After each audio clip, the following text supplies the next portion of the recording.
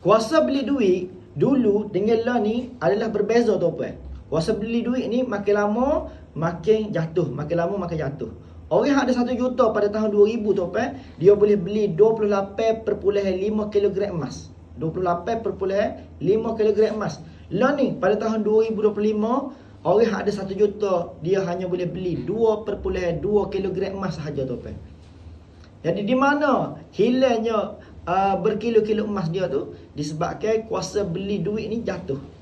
Sebab tu tuan-puan, untuk sekarang ni orang nak jadi jutawan seperti dahulu berbeza tuan-puan. Mesti dia kena ada 28.5 kg baru dia sama dengan jutawan pada tahun 2000 dahulu. Tak boleh kita nak bandingkan, oh jutawan lah ni ada 1 juta tu kaya. Lain. 1 juta dulu kuasa beli dia sangat-sangat berbeza dengan 1 juta lah ni. 1 juta dulu 28.5 kg emas.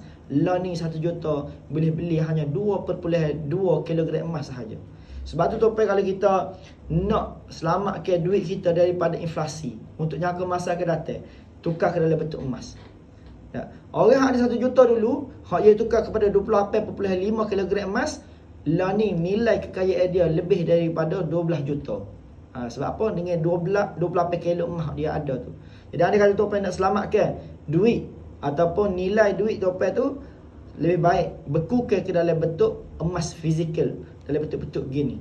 Nak saya bantu tuan-puan untuk dapatkan gold bar ataupun dinar daripada Public Gold, jom boleh klik link di bio saya, insya-Allah saya akan bantu sebaiknya.